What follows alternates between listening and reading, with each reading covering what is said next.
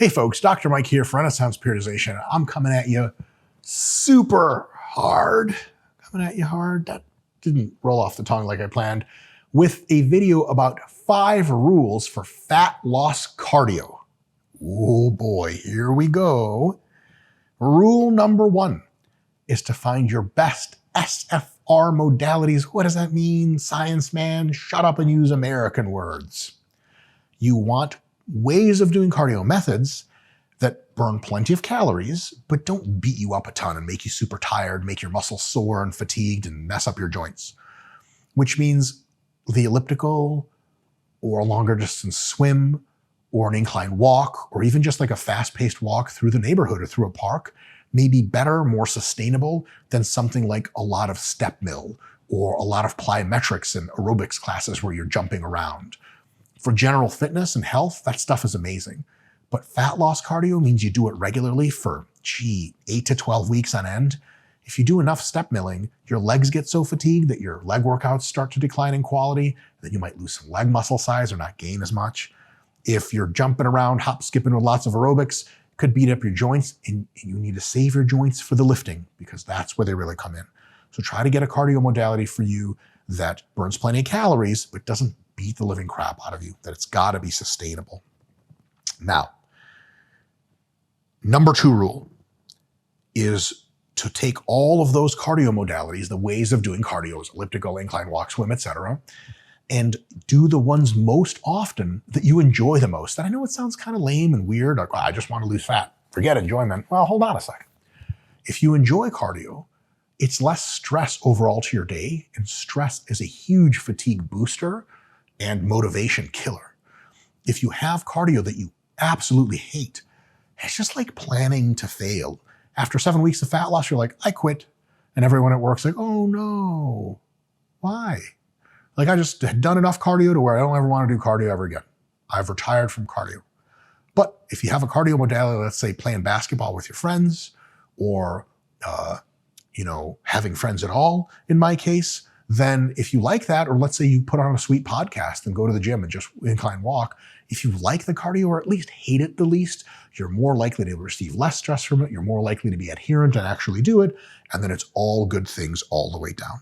Of course, you want to keep your SFR high still. So if you really love the stair mill, but it really messes up your legs and screws up your leg workouts, there's some yin and yang there, which goes to point number 3. In general, to the extent that you can / use as many diverse modalities of cardios, even within a single week, not as you can, but as preferred to you. A lot of people think cardio is only going to the gym, ratcheting up the treadmill and incline walking for 45 minutes, looking at the wall in front of them and just suffering. What you could be doing is doing a little bit of swimming, getting on the bike, doing a bit of jogging. Unless you're a contest bodybuilder, it's okay to do some jogging for cardio. You're not going to lose your leg muscle completely off your body in most cases. You've got a ton of different options. You can join a rec league for basketball or something, and all of a sudden, tons of different types of cardio means that they're never really boring. They're always fun. Also, you can't really wear out a single part of your body. If your cardio always changes, you don't wear and tear that stuff. If you do only ever the elliptical, at some point your shoulder starts hurting. The elliptical hurts it, like you either stop doing cardio or you hurt your shoulder more. But if you have a swim programmed in there, maybe some bicycle work, then you can keep doing cardio and lay off the shoulder for a bit, and then voila, you're well off and well on your way. And before you smart Alex get in the comments and say your swim uses the shoulders, I'm talking about that shit where you get the floaty thing. Scott, video guy, you know what I'm talking about? The little floaty thing they use in swim where you just paddle with your legs, but the paddle board. It's exactly named what it is. Am I the stupidest person in the world? At least bottom 5. Next up, rule number 4. You have to understand the limits of cardio. In most cases, much more than 45 minutes to an hour of cardio, 6-ish days a week, is the most a living human being can do without starting to really cause a lot of muscle loss and or just starting to cause a lot of fatigue from the sheer boredom and having to drive to the gym and all this other crazy stuff. Cardio in a proper fat loss plan just gets you burning a little bit more calories than you on average would during maintenance. And then the diet reduction in food creates most of that deficit. What you don't want to do is eat the same amount of food as normal and really crank that cardio like crazy. The fatigue is just overwhelming. It's not sustainable. So make sure you don't do too much cardio. 45 minutes to an hour a day is mostly the top end on average for people. There's definitely exceptions to that. But then the deficit should come from you cranking your fats and carbs down a little bit. In most cases, that's the best approach for long-term fat loss. Lastly,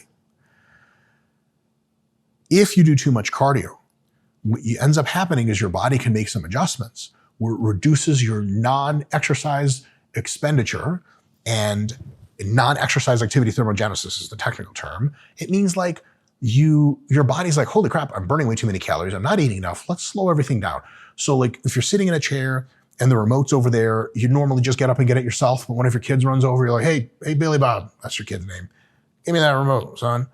Why aren't you getting it? Your legs aren't broken. You're totally fine. It's because your body's kind of secretly whispering in your ear like, hey, stay still. You're starving to death and way moving too much.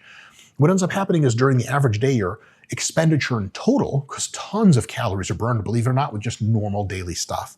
If you start doing less normal daily stuff, you can be doing lots of cardio, and 90% of that cardio just replaces the daily stuff you're not doing anymore. That's terrible. So rule number 5 is consider getting yourself a step tracker. This one was made by the People's Communist Chinese Republic of China or something, and it tracks my identity and location as linked to my TikTok. Just kidding. It's like $20.